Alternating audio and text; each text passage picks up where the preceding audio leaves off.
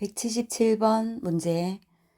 강남에서 정량리로 가는 경우의 수를 구하여라. 이렇게 말을 했으니까 여기 강남에서 청량리로 가는 경우를 우리가 케이스를 나누어 가지고 모두 찾아야 돼요. 자, 1번. 일단 강남에서 시청으로 갔다가 청량리로 갈 수 있겠죠. 2번.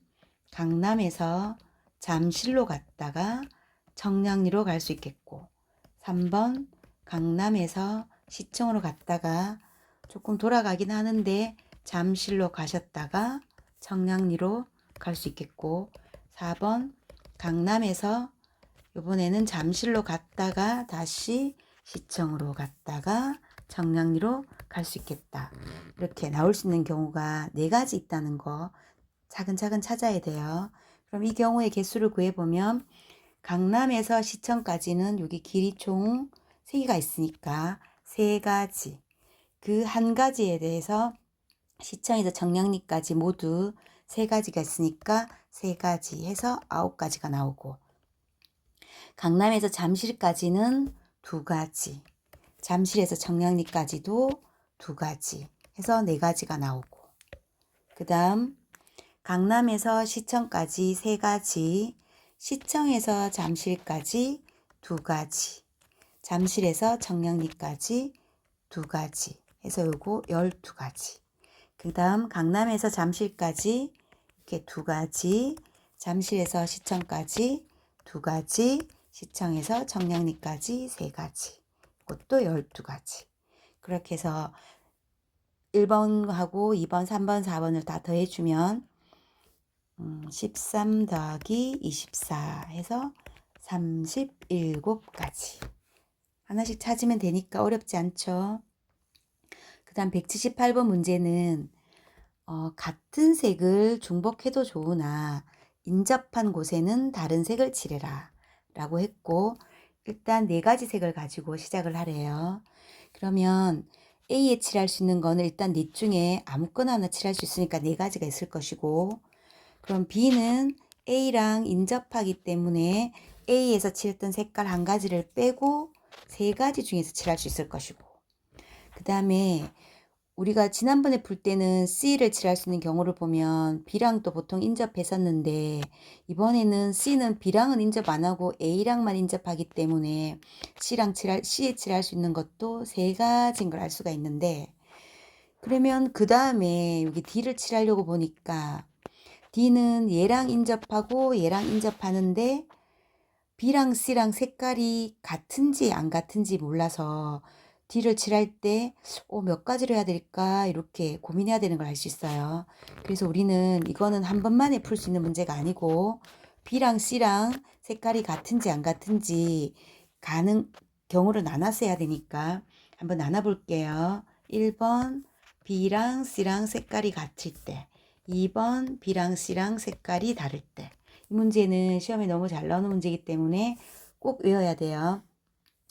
일단 B랑 C랑 같아도 A에 칠할 수 있는 거는 얘도 4가지, 얘도 4가지. 그 다음에 B는 A에 칠했던 색깔을 빼고 3가지, 3가지. 다시 말하면 여기는 A를 칠하는 거고 여기는 B를 칠하는 거예요. 여기 C를 칠하는 거는 여기는 B랑 C랑 같게 칠할 거기 때문에 C에는 B에서 칠했던 색깔 그대로 칠해줘야 돼서 1가지.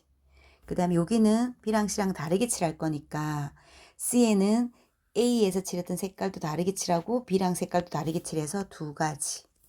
그 상황에서 우리가 이제 D에 칠하는 걸 한번 찾아보면 B랑 C랑 색깔이 같을 것이기 때문에 D에는 3가지를 칠할 수 있고, 그 다음 두 번째 경우는 B랑 C랑 색깔이 다르기 때문에 이번에 여기는 2가지 색깔을 D에 칠할 수 있는 걸 알게 돼요.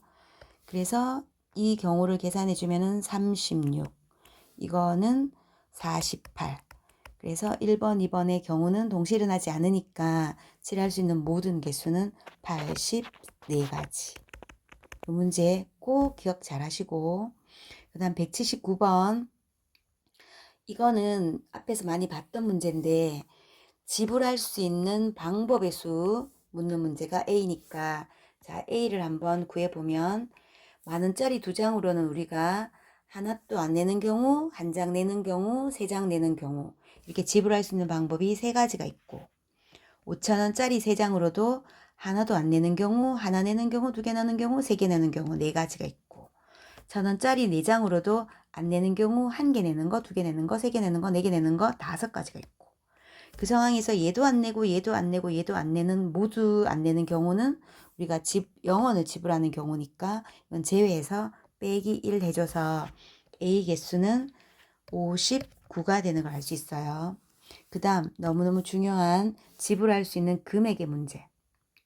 금액은 5,000원짜리가 3장이 있는데 5,000원짜리 2장을 내는 경우하고 만원짜리 1장을 내는 경우가 겹쳐버려서 방금 풀었던 방법의 수가 금액의 수랑 같지 않다는 걸 알 수 있어요.